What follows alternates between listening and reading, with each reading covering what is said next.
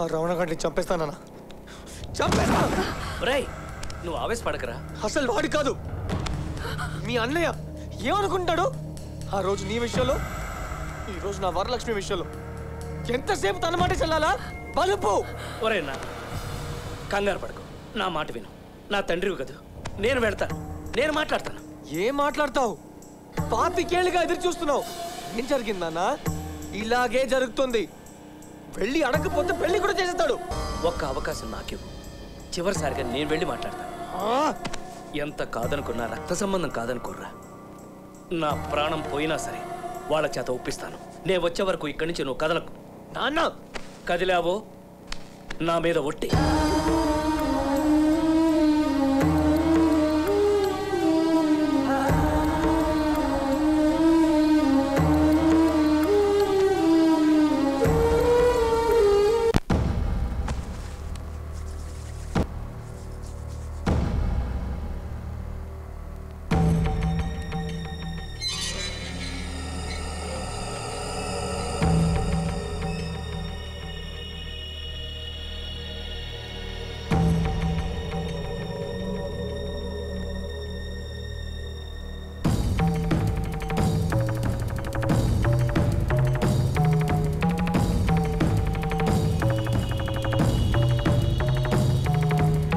ఏళ్ల క్రితం జరిగిన తప్పొప్పుల గురించి మాట్లాడడానికి రాలేదు.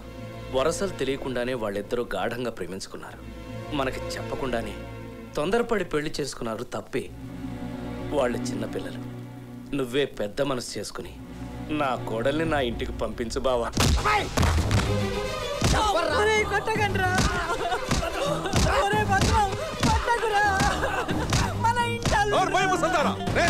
ఆ కుటుంబానికి సెల్లా దాపరించావు కదా, నువ్వే రాకపోయి ఉంటే ఆ రోజు మేము చూసిన సంబంధం చేసుకుని మా చెల్లెలు మా ముందే సుఖంగా ఉండేది. ఆ రోజు నేను తప్పకుండా వదిలేసి తప్పు చేశాను. చెప్పేది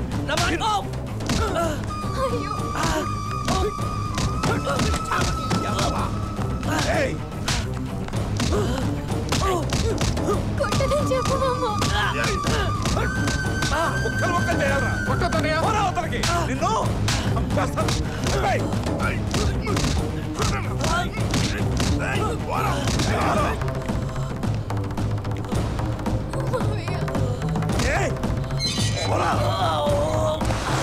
నువ్వు కానీ నీ కొడుకు కానీ ఇంకోసారి ఇంటి ఛాయలకు వచ్చారో నరికి పోగులు పెడతారు.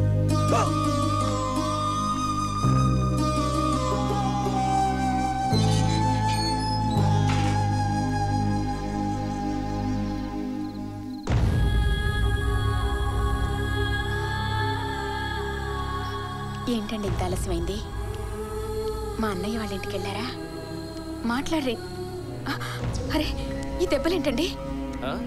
వచ్చే దోవలో కింద పడ్డానులే. వరలక్ష్మి విషయం ఏమైందండి? మాట్లాడేశాను. ఆకలేస్తుంది, అన్నం పెట్టవా? అయ్యో నా మతమండా, అడగడమే మర్చిపోయాను. రండి భోంచెద్దురు గాని. మీకోసం చూసి చూసి అక్కడే పడుకుండిపోయాడు. అలిక్కడైతే వాడు నిద్రలేస్తాడు. నేను ఇక్కడే కూర్చొని భోంచేస్తాను.